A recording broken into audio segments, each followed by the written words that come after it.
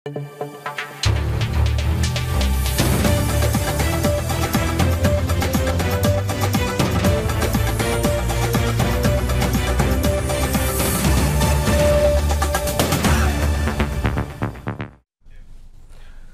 দর্শক, স্বাগত জানাচ্ছি আজকের সম্পাদকীয়তে। আমি আহমেদ সালেহিন। সংস্কার পিয়ার আরেকটা চালবাজি, মতলববাজি। আন্দোলন করে সরকারকে চাপে রাখা দাবি আদায়ের কৌশল, বলছেন বিএনপি মহাসচিব মির্জা ফখরুল। দলটির আরেক নেতা আমির খসরু বলেছেন, চাপ তৈরি করে ঐক্যমত্য হয় না। অন্যদিকে জামায়াত নেতা গোলাম পরোয়ার বলছেন, দাবি মেনে না নিলে 11 নভেম্বর ঢাকায় হবে জনসমুদ্র। এনসিপি নেতা আখতার হোসেন বলেছেন, সংস্কারে বাধা তৈরি হলে সরকারের এক্সিট পয়েন্ট কি হবে এবং নির্বাচন হবে কিনা তা নিয়ে ধোঁয়াশা তৈরি হবে। এদিকে গণভোটের সময় নিয়ে সিদ্ধান্ত নিতে রাজনৈতিক দলগুলোকে সরকারের বেঁধে দেওয়া 1 সপ্তাহ সময় শেষ হচ্ছে কাল। প্রাসঙ্গিক বিষয় নিয়ে আজকের সম্পাদকীয় রাজনীতির চালবাজি। আর এইসব নিয়ে কথা বলতে আমাদের স্টুডিওতে উপস্থিত আছেন ডক্টর নহরিন ইসলাম খান, শিক্ষক, জাহাঙ্গীরনগর বিশ্ববিদ্যালয়, এবং মনিরা শারমিন, যুগ্ম আহ্বায়ক, জাতীয় নাগরিক পার্টি। দর্শক, আপনারাও এই আলোচনায় অংশ নিতে পারেন। এজন্য আপনাদের ফোন করতে হবে টেলিভিশনে দেখানো নম্বরে। এছাড়া ফেসবুকের মাধ্যমেও আপনাদের মন্তব্য পাঠাতে পারেন। আলোচনা শুরুর আগে জেনে নেব এখনকার প্রধান শিরোনামগুলো। জামানত হারানোর শঙ্কায় নির্বাচনকে ভয় পায় পিয়ার দাবি করা কিছু দল। তাদের তৈরি করা নাটকেই যত সংকট, বলছে বিএনপি। ভোটের মাধ্যমে দেশে শান্তি ফেরানোর আহ্বান। জুলাই সনদ ও গণভোটের বিরুদ্ধে যাওয়ায় বিএনপির মৃত্যু ঘণ্টা বেজে গেছে, বলছে এনসিপি। সংস্কার বাধা পেলে অন্তর্বর্তী সরকারের এক্সিট ও নির্বাচন নিয়ে শঙ্কা। ফেব্রুয়ারির প্রথমার্ধেই হবে নির্বাচন, জানালেন আইন উপদেষ্টা। ঝুঁকি বিবেচনায় সশস্ত্র ও আইন শৃঙ্খলা বাহিনী মোতায়েন করে নিয়েছে। 13 নভেম্বর থেকে দলগুলোর সঙ্গে সংলাপ। আওয়ামী লীগের লকডাউন কর্মসূচি ঘিরে কোনো শঙ্কা নেই। আইন শৃঙ্খলা সংক্রান্ত সভা শেষে স্বরাষ্ট্র উপদেষ্টা। মাঠ থেকে 50 ভাগ সেনা সদস্য তুলে নেওয়ার তথ্য গুজব। এবং বিএনপির সঙ্গে আইএমএফের প্রতিনিধি দলের বৈঠক। অন্তর্বর্তী সরকারের আমলে আসছে না ঋণের 6ষ্ঠ কিস্তি। নির্বাচিত সরকারের কাজ দেখে সিদ্ধান্ত, জানালেন অর্থ উপদেষ্টা।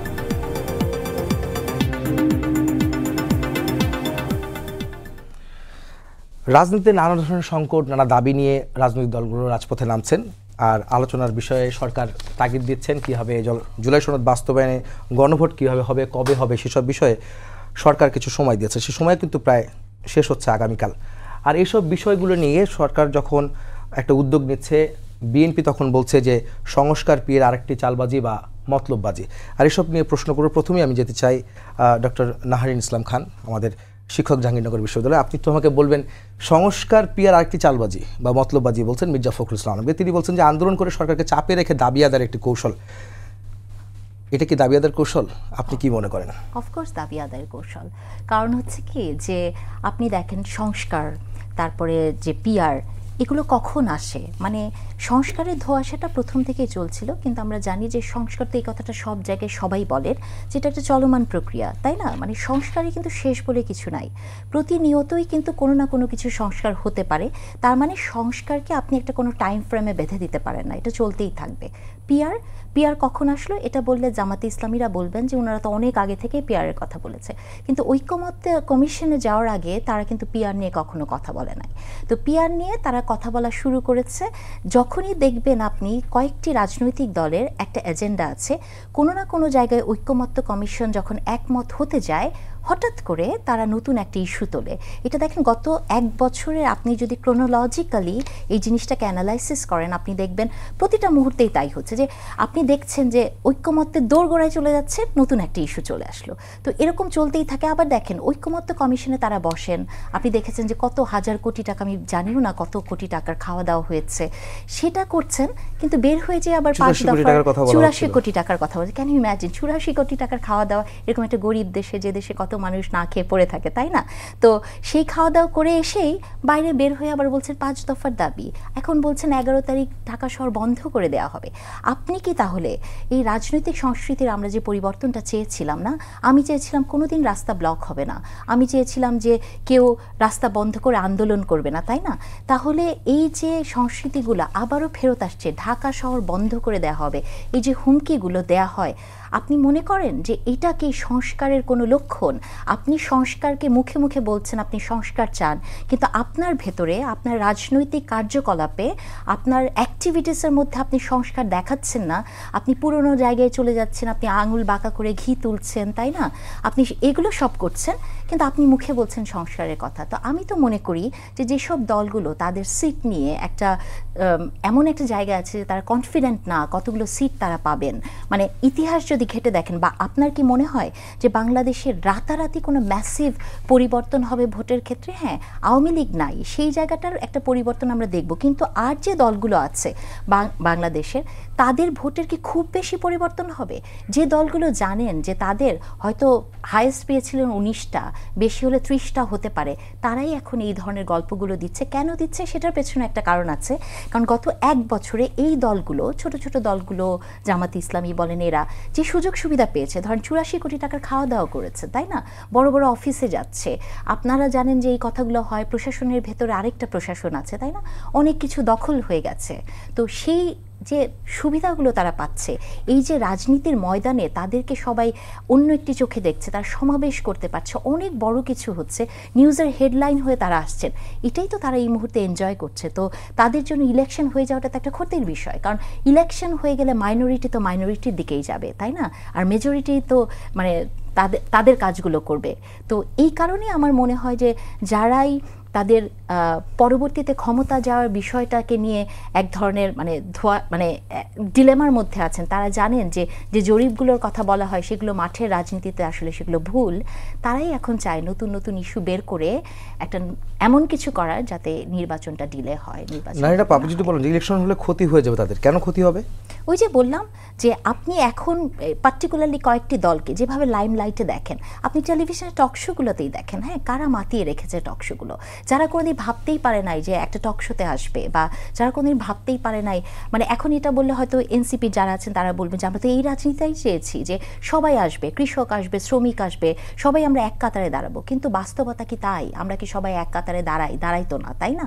তো সেই জায়গা থেকে যখন আপনি ক্ষমতাকে এনজয় করবেন, মানে ধরেন নিষ্পেষিত তো ছিল এই দলগুলো, তাই না? পার্টিকুলারলি যদি আপনি ইসলামিক দলগুলোকে বলেন, গত 17 বছর অনেক নিষ্পেষণের মধ্যে দিয়ে গেছে, যদিও তারা তাদের বর্ণ চেঞ্জ করে অন্য দলের মধ্যে ছিল, আওয়ামী লীগের মধ্যে ছিল, তারা ক্ষমতার মধ্যে ছিল কিন্তু অন্য নাম দিয়েছিল, কিন্তু তারপর আপনি দেখবেন যে এখন তারা ওপেনলি যে ক্ষমতার চর্চাটি করছে, তো এটা তো তাদের আসলে ইলেকশন হলে তাদের ক্ষতি হয়ে যাবে। তারা তো মানে আপনিও খুব ভালো করে জানেন যে যদি বাংলাদেশে এখন এই মুহূর্তে একটি নিরপেক্ষ নির্বাচন হয়, তাহলে কোন দলের ক্ষমতায় আসার সম্ভাবনা আছে, তাই না?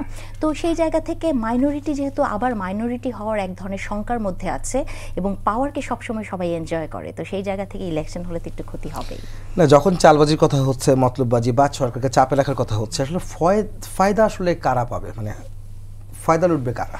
এই নির্বাচনের ফায়দা যদি বলি, কেন বলছি কথাটা, যে চাপে রাখার যে কৌশলটা, সেখানে ফায়দাটাকে তারা পাবে, মানে কোন দলটা পাবে? পার্টিকুলারলি কোনো দলের নাম না বলি, কিন্তু ফায়দা কে পাবে একজন সাংবাদিক হিসেবে আপনি আমার থেকে খুব ভালো জানেন, তাই না? ফায়দা হিসেবে মানে যাদের ফায়দা মানে ফায়দা শব্দটা একটা নেগেটিভ শব্দ, তাই না? ফায়দা কিন্তু বাংলাদেশের কৃষক সমাজ পায় না, রিক্সাওয়ালারা পায় না, হ্যাঁ, তৃণমূল পায় না, ফায়দা পায় পার্টিকুলারলি একটা গ্রুপ। এবং আপনিও খুব ভালো করে জানেন যে এই মুহূর্তে মানে সরাসরিই বলি যে কথাটি প্রথমেই বলছিলাম, যে দলগুলো এখন পাওয়ারকে সর্বোচ্চ জায়গায় এনজয় করছে, যারা কোনোদিন ভাবতেই পারে নাই যে 84 কোটি টাকার খাওয়া যায়, বা একটা মানে এত ঝকঝকে জায়গায় যাওয়া যায়, তারাই পাওয়ারটাকে এনজয় করছে। তো ফায়দার জন্য তো তারাই বসে আছে, তাই না? ফায়দা তারাই পাবে। আর যারা ফায়দা পেতে পেতে অভ্যস্ত, যে বড় দলগুলো, তারা আসলে ফায়দা নিয়ে খুব বেশি ভাবছে না, তারা এখন এই মুহূর্তে নির্বাচন নিয়ে ভাবছে। মনিরার কাছে যাবো একটু। মনিরা সাহেব, আপনাকে একটু বলবেন যে কথাটা হচ্ছিল যে রাজনীতির চালবাজি বা মতলববাজি হচ্ছে, এটা আসলে করে আসলে উদ্দেশ্য কি হাসিল করবে তারা, আর কাদের কথা বলা হচ্ছে? আপনি কি মনে করেন? আপনি তো দলের প্রতিনিধিত্ব করছেন। ধন্যবাদ। যারা দেখছেন তাদের শুভেচ্ছা, আমার সহ-আলোচক আপাকে শুভেচ্ছা, আপনাকেও শুভেচ্ছা। দেখেন, এই যে সংস্কার পিয়ার আসলে চালবাজি, এই কথাটি প্রচণ্ড রকমের আপত্তিকর। যেমন আমরাও কিন্তু ঐকমত্য কমিশনের পক্ষ থেকে যে সুপারিশ এসছে সেখানে কিন্তু উচ্চকক্ষে পিয়ারের কথা আমরা বলেছি, এবং আমাদের মনে হয় যে শুধু বিএনপি ছাড়া, বিএনপি এবং তাদের সমমনা কিছু দল ছাড়া সবাই কিন্তু উচ্চকক্ষে পিয়ারের ব্যাপারে একেবারে বিএনপি তো মনে উচ্চকক্ষে রাজি হয়েছে না, উচ্চকক্ষে রাজি হয়নি আনফরচুনেটলি। এবং এই সংস্কার যারা আসলে মনে করে যে সংস্কার নদীর মতো একটি চলমান প্রক্রিয়া, তাদের উদ্দেশ্যে আমি আসলে একটু বলতে চাই যে সংস্কার কোনো মতেই 5 আগস্ট পরবর্তী সময়ে চলমান প্রক্রিয়া না। কারণ একটি গণতান্ত্রিক বাংলাদেশে পৌঁছতে গেলে আমাদের যে ন্যূনতম যে মৌলিক সংস্কারের কথা আমরা বলছি, সেই মৌলিক সংস্কার হতে হবে। হ্যাঁ, তো এখানে উচ্চকক্ষে পিয়ার আপনারা চাইবেন না, আবার আপনারা জোটের দিকে যাবেন। আপনারা নামমাত্র কিছু দল আছে যাদের আসলে ব্যক্তি সর্বস্ব কিছু দল, তাদের জোটে নিয়ে আপনারা দেখাতে চাইবেন আমরা গণতন্ত্রে বিশ্বাসী, আমরা বহুদলীয় গণতন্ত্রে বিশ্বাসী। সেই জায়গাতে আমার মনে হয় যে দ্বিচারিতা করা হয়। এবং এই উচ্চকক্ষে পিয়ারের আসলে কারণটা কি বলেন তো?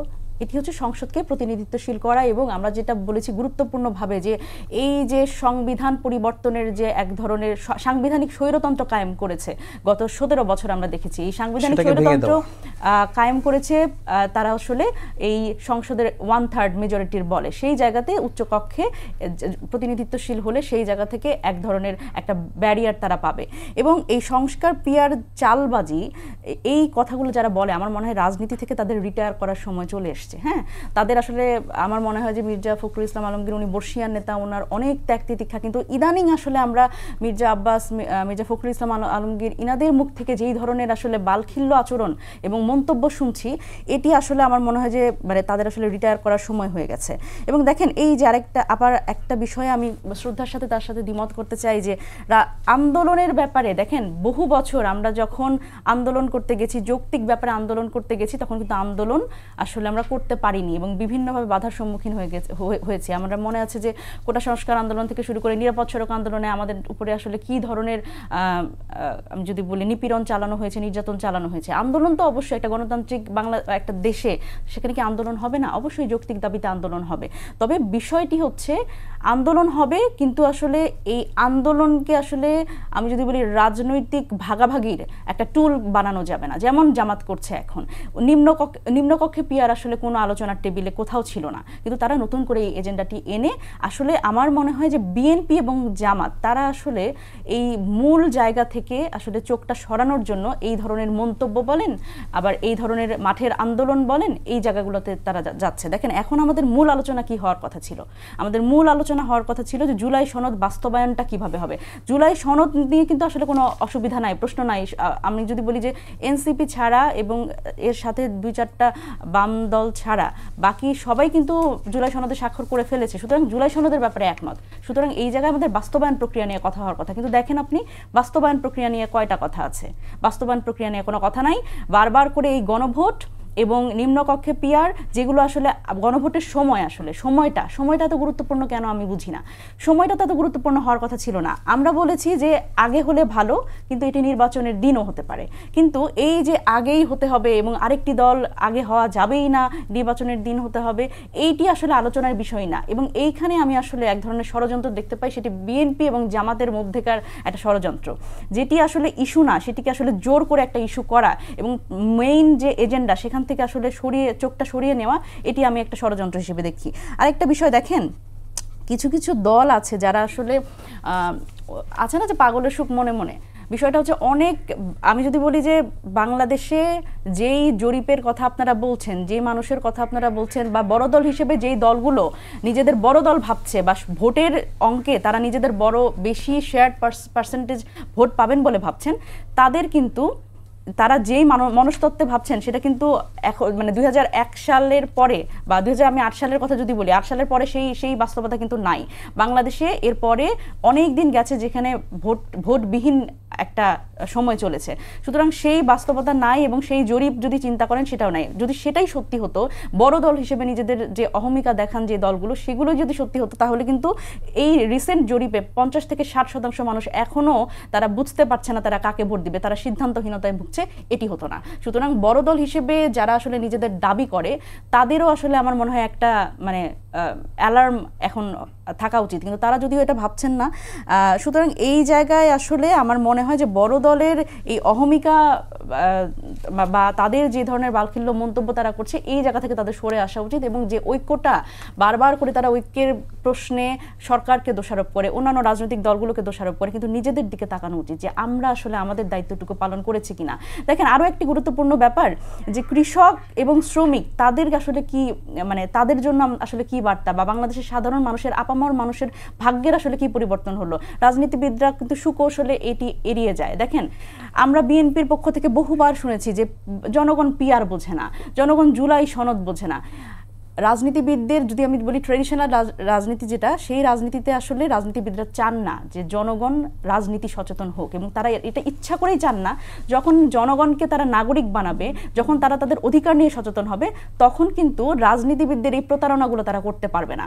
সুতরাং আমার মনে হয় যে একটা অ্যালার্ম হওয়া উচিত এই গণ অভ্যুত্থান থেকে যদি বড় দলগুলো তারা শিক্ষা না নেয়, তাহলে কিন্তু আমার মনে হয় যে তাদের রাজনীতিতে কিন্তু ওই বিদায় ঘণ্টা বেজে গেছে, এটি আসলে বলতে হবে। কারণ আমি বিএনপির এই ধরনের কথা শুনে আমার মনে হয় যে বিএনপি আসলে একটি ক্ষয়িষ্ণু দল হিসেবে পরিণত করতেছে নিজেদের, কিন্তু তাদের যে আসলে ঐতিহ্য আছে, তাদের যে একটা রাজনৈতিক, আমি যদি বলি মেজর জিয়ার যে রাজনীতি, সেই রাজনীতির পথে তারা হাঁটছে না, তারা বহুদলীয় গণতন্ত্রের পথে যাচ্ছে না। এই জামাতকে কিন্তু মেজর জিয়াই কিন্তু এই রাজনীতি করার সুযোগ করে দিয়েছে। সুতরাং এই যে একজন সামরিক শাসক থেকে একটা জননেতা হওয়ার যে প্রক্রিয়ার মধ্যে দিয়ে উনি গেছেন এবং সর্বজন বিদিত জননেতা হয়েছেন, এই পথে আসলে বিএনপির রাজনীতিটা করা উচিত। মনে আপনি তো অনেক বক্তব্য দিলেন যে বালখিল্য আচরণ করছে বা বিএনপির আসলে অনেক নেতারই রিটায়ার করা উচিত বয়স অনুযায়ী। আমি আপনার কথা পরিষ্কার, কিন্তু যদি আমাকে একটু বলেন যে বিএনপি কিন্তু গণভোটের কথা যখন বলছে, গণভোটে তারা রাজি হয়েছে, তারা স্বাক্ষর করেছে জুলাই সনদে, এবং সেই বিষয়ে তারা কিন্তু যথেষ্ট সময় দিয়েছে তাদের বক্তব্য অনুযায়ী। যদি আমরা যেটা কাভার করেছি নিউজ, বিএনপি জামাত এনসিপি সবাই একটু খুব আনন্দমুখর পরিবেশে তারা কিন্তু এগুলি করেছে। এবং সবশেষ গণভোটে যখন প্রশ্ন হচ্ছে যে জুলাই বাস্তবায়ন প্রক্রিয়া যে গণভোটটা আসলে সময় নিয়ে আসলে কথা আসছে, বিএনপি বলছে সরকারের ব্যয়, রাষ্ট্রের ব্যয় এবং ভোটার সংখ্যা উপস্থিতি বাড়ানোর জন্য আসলে নির্বাচনের দিন গণভোট হওয়া প্রয়োজন। কিন্তু জামাত তো আসলে জামাত সহ অন্যান্য ইসলামিক দল যারা 8টি দল তারা রাজপথে আন্দোলন করছে, তারা বলছে যে নির্বাচনের আগে অর্থাৎ নভেম্বরেই হতে হবে। আপনার কাছে কি মনে হয় যে এই যুক্তিটা বা এই দাবিটা অযৌক্তিক? বিএনপির যে তারা নির্বাচনের দিনই চাচ্ছে সেটা কি অযৌক্তিক? কেননা নভেম্বর তো মাত্র আজকে 10 তারিখ চলে গেল, 9 তারিখ চলে গেল, 10 তারিখ পড়ছে, সময় কি আছে গণভোটের এই মাসের মধ্যে? তাহলে কি এটা একটা অস্থিরতার সময় তৈরি হচ্ছে না নির্বাচনকে সামনে রেখে?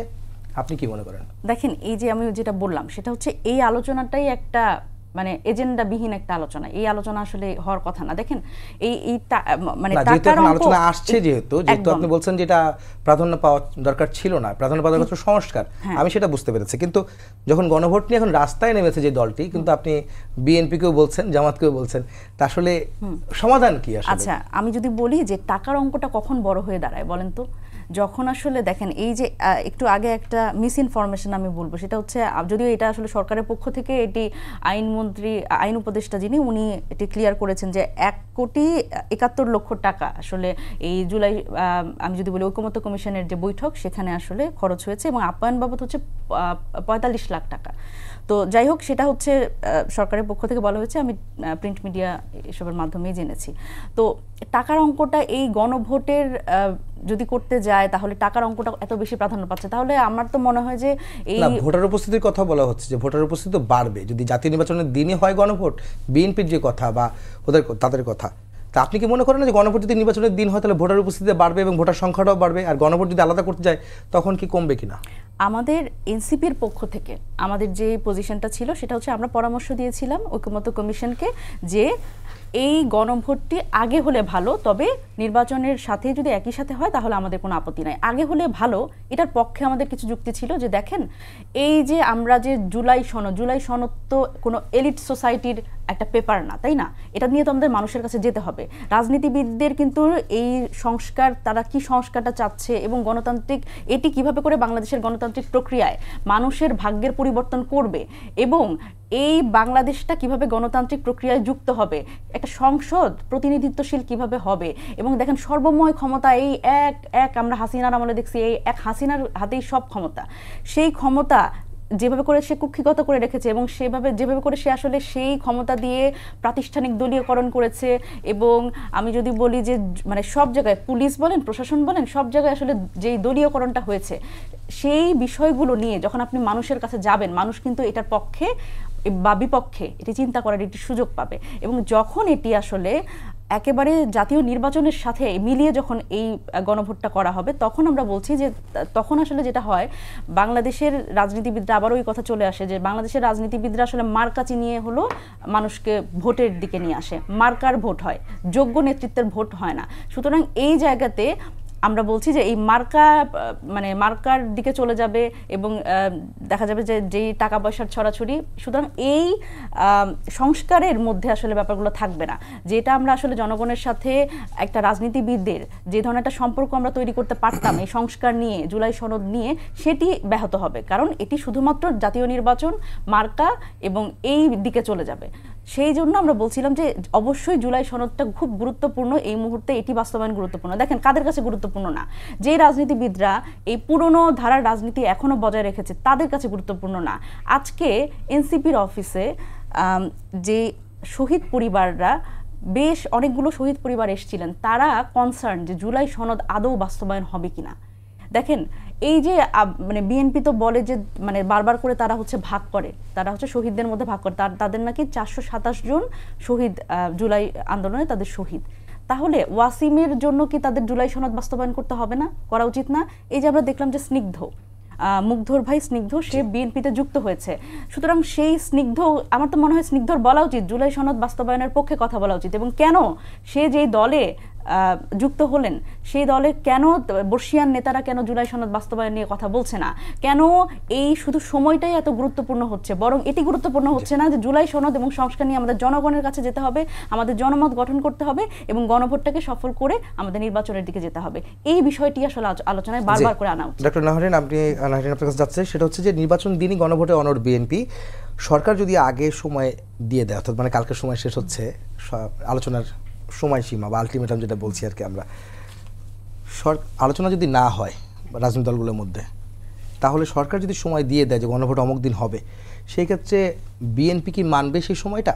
আর যদি নির্বাচনী দিনই সময় বেঁধে দেয় যে নির্বাচনী দিনই গণভোট হবে, তাতে করে কি জামাত মানবে? মানে একটা মুখোমুখি অবস্থান আসলে কেন আসলো? আমার তো মনে হয় যে বিএনপিকে আপনি যদি দেখেন যে বিএনপির যে রাজনৈতিক অবস্থান বা বিএনপি দল হিসেবে যে আপনি যতই অস্বীকার করেন বা উনি যতই বলুক না কেন যে রিটায়ারমেন্টের সময় বা মৃত্যু ঘণ্টা বেজে গেছে, বিএনপির তো মৃত্যু ঘণ্টা আসলে বাজেনি, এটা আমরা সবাই জানি। তো এই দলগুলো মানে বিএনপি যে কম্প্রোমাইজের জায়গাগুলোতে গেছে, যেগুলো তার যাওয়ারই কথা ছিল না, কিন্তু বিএনপি কিন্তু আপনি দেখবেন যে মানে এই ঐকমত্য কমিশনে খুবই মানে এমন একটা অ্যাটিটিউডে ছিল যে অনেক কিছুই তারা অনেক ক্ষেত্রেই মেনে নিয়েছে। কিন্তু সমস্যাটা হয়েছে কি, বিএনপি যেগুলোতে নোট অফ ডিসেন্ট দেয় সেগুলো নিয়েই আলোচনা হয়। সংস্কারের যে কয়টাতে বিএনপি একটু দ্বিমত করেছে সেগুলোই মিডিয়াতে আসে। তো এই জায়গা থেকে আমার মনে হয় যে কালকে যদি যে ঘোষণাটা আসে, আমার মনে হয় বিএনপি সেই মাইন্ডসেটটা আছে এটা মেনে নেয়ার, কিন্তু অন্য দলগুলোর আছে কিনা আমি জানি না। মুনিরা অনেকগুলো কথা বললেন, আমি সেগুলোর একটু অল্প করে উত্তর দিতে চাই। উত্তরটা দিতে চাই এই কারণে যে মুনিরার মতো একজন প্রমিসিং নেত্রী, এরকম নারী নেত্রী তো আমরা দেখতে চাই। মুনিরা বললেন যে মির্জা ফখরুল ইসলাম আলমগীরের কথা, যে তার মুখের ভাষা বয়স্কদের রিটায়ারমেন্টে যেতে হবে, ইদানিং খুব উল্টাপাল্টা কথা বলছে। তাহলে মুনিরার দলে যারা আছেন তারা তো ইয়াং, তাদের শব্দের ব্যবহার কেন এমন হবে? যেমন ওনাদের একজন পাটোয়ারি সাহেব আছেন, খুবই প্রমিসিং নেতা, খুবই লুক্রেটিভ, সুন্দর করে কথা বলেন। তার ভাষা যদি আপনি দেখেন, মৃত্যু ঘণ্টা, বুড়িগঙ্গায় চুবানো হবে, যুদ্ধ ঘোষণা করছি, তারপরে আরও কি বলেছে যে আরও অনেক অনেক কথা আছে, হ্যাঁ না ভোটে বিএনপির না ভোটে মৃত্যু হবে, হ্যাঁ মানে এই ধরনের কথাগুলো। তাহলে মুনিরাদের মতো নেত্রীরা যারা টেলিভিশনে এসে বিএনপিকে বলেন যে তাদের বর্ষিয়ান নেতাদের মুখের কথা লাগাম ধরতে হবে, তারা কেন তার দলের ভেতরে এই প্র্যাকটিসটি করেন না? তাদের দলের ভেতরে নেতা নেত্রীরা কেন এই ধরনের কথা, যেটা নাকি পুরনো রাজনীতির ধারা তারা বলেন, সেটা কেন তারা মানেন না? মুনিরা আরেকটি কথা বলেছেন যে এই কথাগুলো আমরা শুনতাম যে সরকারি দল আওয়ামী লীগের তৎকালীন, জি, তখন ওবায়দুল কাদের হাসান এবং মাহমুদ দেখেন সাহেবরা বলতেন মুনিরার কথা কিছু বলে। কথা আজকে কিন্তু আমার শেখ হাসিনার কথা রিফ্লেকশন মনে হলো, যে বিদায়ী ঘন্টা বেজে গেছে। আপনার কি মনে হয় যখন আপনি ইনক্লুসিভ রাজনীতির কথা বলেন, সবাইকে নিয়ে রাজনীতি করবেন, কেন বিএনপির বিদায় ঘন্টা বেজে যাবে? কেন ওনারা এই কথাটি বলেন? বরং বিএনপি যদি মৃত্যুশয্যায় থাকে তাহলে তাদেরই তো হসপিটালে চিকিৎসা করতে দেওয়ার ব্যবস্থা করা উচিত, তাদেরই ফল নিয়ে ওষুধ নিয়ে বিএনপিকে দেখতে দেওয়া উচিত। তাহলে এটাই তো রাজনীতির পরিবর্তন আমরা চেয়েছিলাম। মুনিরা একটি কথা বলেছেন যে মার্কার রাজনীতি হয়। হ্যাঁ হয়, বাংলাদেশে মার্কার রাজনীতি হয়, এবং মার্কার রাজনীতিটা কিন্তু মুনিরারাই করেছেন।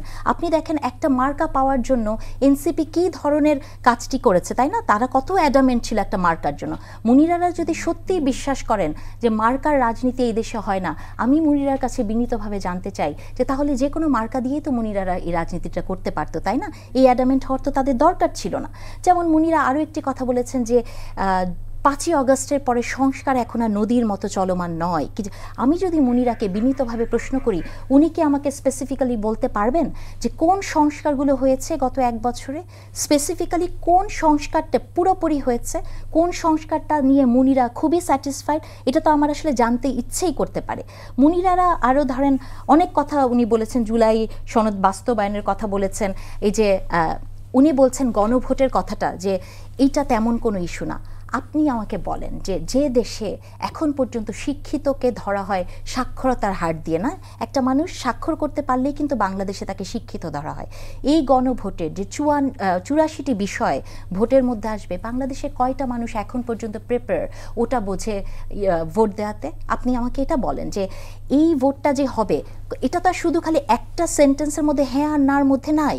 তাহলে যেটাতে বাইনারি উত্তর হয় না যেসব প্রশ্নের, বাংলাদেশের যে কৃষকটা বা আমার নিজের বাড়িতে যারা আছেন, আমার ড্রাইভার, উনি একটা অক্ষরও পড়তে পারেন না, এই লোকটি কি করে গণভোটে ভোট দিবে? আপনি আমাকে বলেন। তার কি একটা প্রিপারেশন দরকার না? তার কি জুলাই সনদ? শোনেন, আমরা যতই বলি না কেন জুলাই সনদ বা যা কিছু, এগুলো কিন্তু খুব আরবানাইজ টার্ম। হ্যাঁ, আপনি গ্রামে যান, গ্রামের মানুষ কোনটা দেখে জানেন? আলু চাষির ভাগ্য। বাংলাদেশে প্রচুর আলু হয়েছিল, সেটা পানিতে ফেলে দিতে হয়, তাই না? আলু চাষি বাজারে তার মূল্যটা পায় না। আজকের এনসিপির মতো একটি দল, আমি তো ভেবেছিলাম নতুন দল, নতুন স্বপ্ন দেখাবে, তারা কি কখনো বাংলাদেশে আলু চাষির ভাগ্য নিয়ে কথা বলেছে? বলে নাই। কিন্তু তারা কিন্তু সবসময় নির্বাচন আগে না নির্বাচন পর, নির্বাচন হতে দেয়া হবে না, এইসব কথা বা সংস্কার, জুলাই সনদ, এগুলোর মধ্যেই আছে। আপনি একটা সরকার যখন আসবে ক্ষমতায়, আপনি তাকে যতই আইনগত টাইম ফ্রেমে বেঁধে দেন না কেন, তার হাত পা যতই বেঁধে দেন, স্বৈরাচার হওয়াকে আপনি ঠেকাতে পারবেন? কোথাও কি লেখা ছিল সংবিধানে যে শেখ হাসিনা পালিয়ে যাবে? কোথাও লেখা ছিল আপনি আয়নাঘর বানান? লেখা কোথাও ছিল না, কিন্তু আমরা সেটা দেখেছি, তাই না? তার মানে আপনাকে সেই সময়ের প্রত্যাশা করতে হবে যে যে দলটি সরকার গঠন করবে, সেই দলটি জানি এমন একটি দল হয় বা তার যাতে জবাবদিহিতার জায়গা থাকতে পারে।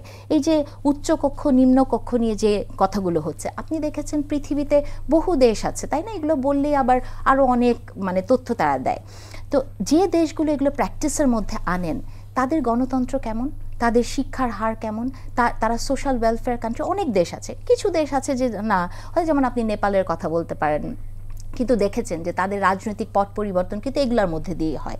আমি মনে করেছিলাম যে এটা তো একটা অদ্ভুত সময় আমাদের এই নির্বাচনটা হচ্ছে না, আমরা সবাই 17 বছর জানি না নির্বাচন কেমন হয়। হ্যাঁ, সেই জায়গা থেকে এই সময়টা কিন্তু খুব সাধারণভাবেই আমার জনগণ যেভাবে ইলেকশনকে দেখতে চায় ওভাবেই হতে পারতো। এত জটিল টাইম ফ্রেমে যাওয়ার আসলে কোনো দরকার ছিল না।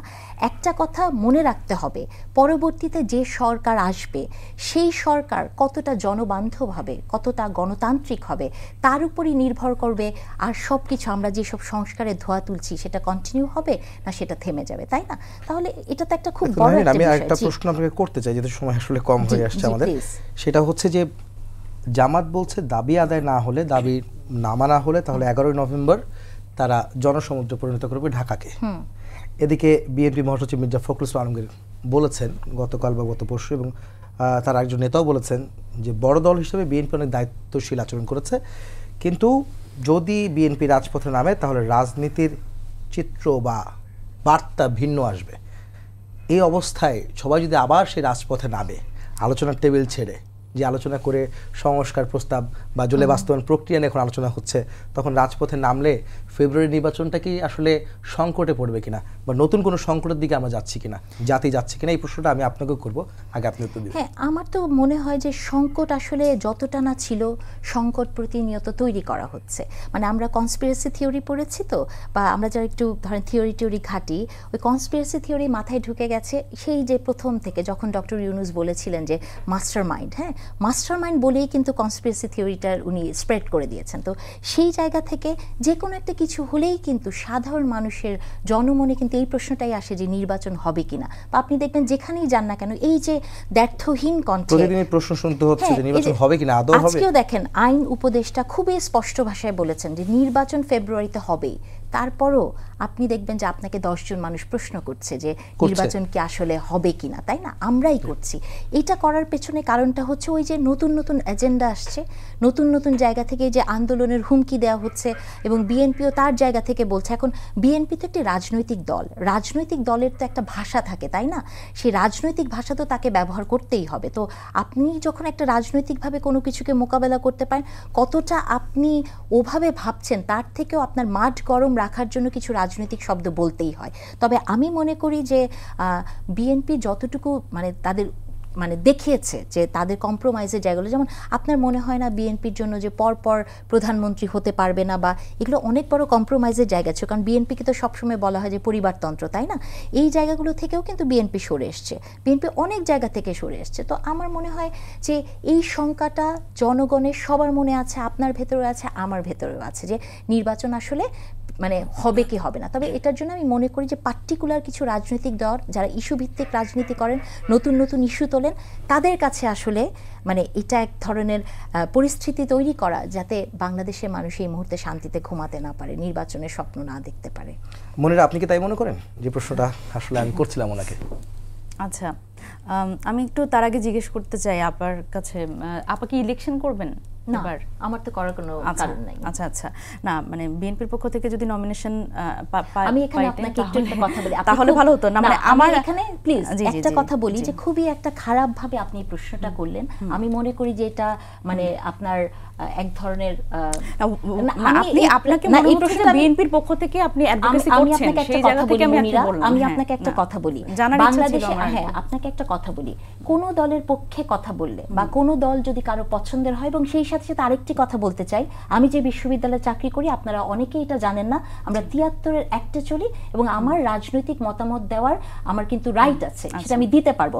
আপনি একটা শিষ্টতা বহির্ভূত একটা প্রশ্ন করবেন একজনকে যে না এটা আপনি করতে পারেন না, এই কারণে আপনাকে আমি বলি এটা আপনি করতে পারেন না, কারণ আপনার পক্ষে কথা না বললেই আপনি অন্য দলের একটা আপনি তো জামাতের পক্ষে কথা বলতেছেন, আপনি একবারে বিএনপির পক্ষে আপনি একটা কথা বলেন, সেজন্য আমি বললাম যদি জামাতে ইসলামীরা কি মানে ইয়ে করে না, শিক্ষকরা তো নির্বাচন করতে পারে, আপনি এই প্রশ্নটা এইভাবে করতে পারেন না। আমি জাস্ট আমার মনে হয় কি এটাও আপনার মানে রাজনৈতিক জ্ঞানের অপরিপক্কতার একটি না হতে পারে। আমরা তো এই কারণে আমরা এটা বলি, আমাকে কেন জামাতকে সাপোর্ট করতে হবে বা এনসিপি কে সাপোর্ট করতে হবে বা বিএনপি কে সাপোর্ট করতে হবে, পার্সোনালি নিন না, পার্সোনালি নিন না, মানে ব্যাপারটা পার্সোনালি প্রশ্ন করেছেন, আমাকে উত্তরটা পার্সোনালি দিতে হবে। না সেটাই, মানে আপনি বিএনপির পক্ষে অ্যাডভোকেসি করছেন দেখেই আমি বলছি আর কি। আসলে মনে হলো যে আমি বিএনপির পক্ষে অ্যাডভোকেসি করছি, এর থেকে ভালো যুক্তি তর্ক আসলে বিএনপির নেতারা দেয় না। যাই হোক, আমি একটু আমার প্রশ্নগুলো উত্তর দিই। এই যে কথাটা বললেন যে এর থেকে ভালো যুক্তি তর্ক বিএনপির নেতারাও দেয় না, তার মানে আপনি আমার কাছে যুক্তিতে পরাজিত হচ্ছেন। না পরাজিত হচ্ছি না, এই যে আপনার প্রত্যেকটা যুক্তি আমি খণ্ডন করছি। আমাকে একটু বলতে দেন, আমাকে একটু বলতে দেন, আমার কাছে অনেকগুলো প্রশ্ন যেহেতু আছে, আমি তো একটু প্রশ্ন উত্তর দিতে চাচ্ছিলাম। এই ধরনের ব্যক্তিগত প্রশ্ন করা থেকে বিরত থাকবেন। না না না না সেটাই। এখন তাহলে শিক্ষক হলে আমি সেটার উত্তর দিই। শিক্ষক বললে না, বাংলাদেশের শিক্ষকরা জাতির বিবেক, তার যদি ইচ্ছা হয় সেটা আমি প্রশ্নে যাই। দেখেন বাংলাদেশে আমরা আসলে যেই দলীয় প্রাতিষ্ঠানিক দলীয়করণ এবং শিক্ষকদের যে লাল নীল দল আমরা দেখেছি, নীল দল সাদা দল, এই জায়গাগুলোতে কিন্তু আমরা অনেক বেশি নিষ্পেষিত হয়েছি এবং শিক্ষকদের ক্রেডিবিলিটি ছাত্রদের কাছে অনেক ক্ষেত্রে চলে গেছে। শুধু সেটি তর্কের বিষয়, সেটি আলাদা ব্যাপার, সেটি সেটি হচ্ছে যে জনগণের পক্ষে। দেখেন নাসিরউদ্দিন পাটোয়ারির যে কথাগুলো আমি একটু বলতে চাই, যে নাসিরউদ্দিন পাটোয়ারি যতক্ষণ পর্যন্ত জনগণের পক্ষে কথা বলবে I will support him. Nahid Islam যতক্ষণ, তার মানে কি বিএনপির মৃত্যু ঘন্টা বেজে গেছে নাসিরউদ্দিন পাটোয়ারি যে যে বক্তব্যটা কি আপনি সমর্থন দেখেন, করেন? দেখেন রাজনৈতিক রেটরিক যেটা উনাদের সেটি বেলায় হচ্ছে- rhetoric। না সেখানে হচ্ছে বিএনপি যে ধরনের কথা বলছে, দেখেন জনগণ তো প্রত্যাখ্যান করবে, কারণ যখন দেখা যাচ্ছে যে এই প্রাতিষ্ঠানিক দলীয়করণের ব্যাপারে যখন সংস্কার প্রস্তাব, তখন তারা চায় যে না, তাদের হচ্ছে আসলে প্রধানমন্ত্রীরই আসলে এই ক্ষমতা থাকতে হবে, এবং উচ্চকক্ষে পিয়ারের ব্যাপারে তারা মানে আসলে চায় না যে উচ্চকক্ষে পিয়ার হোক এবং সংসদ প্রতিনিধিত্বশীল হোক। আরও একটি গুরুত্বপূর্ণ ব্যাপার, দেখেন বিএনপি আসলে কোন জায়গা থেকে, এই যে নারী নেতৃত্বের কথা বলা হচ্ছে, 100টি নারী আসনে আমরা সরাসরি নির্বাচন চেয়েছিলাম, কিন্তু বিএনপি সেটিতে রাজি হয়নি, এবং বিএনপি রাজি হয়নি, কোনো অসুবিধা নাই। তারপর তখন আমরা বললাম অন্তত 15%। আই ওয়াজ দেয়ার, ঐকমত্য কমিশনে যেদিন এই সভাটি ছিল আমি সেখানে ছিলাম, এবং সেখানে আমার নারী হিসেবে আমার কাছে মনে হয়েছে যে এটি আসলে খুবই আসলে মানে খুবই খারাপ ব্যাপার যে সেটা বিএনপির আসলে এইটুকু আসলে তাদের উদারতা নাই যে তাদের নারী নেতৃত্ব যারা তাদের সামনে আনবে, সুতরাং সেইটি কিন্তু 5%-এ গিয়ে ঠেকেছে। সুতরাং এই জিনিসগুলো কিন্তু বিবেচনা করতে হবে। এবং দেখেন এই যে বাংলাদেশে এই মুহূর্তে যে রাজনৈতিক অস্থিরতা, সেটি কিন্তু এই রাজনৈতিক সদিচ্ছা হলেই সম্ভব। এই ঐক্য আমাদের আজকে সময় শেষ, আপনাদের দুজনকে ধন্যবাদ জানাচ্ছি। সবাইকে ধন্যবাদ জানিয়ে শেষ করছি আজকের সম্পাদকীয়। আগামীকাল আবার দেখা হবে একই সময়ে। শুভরাত্রি।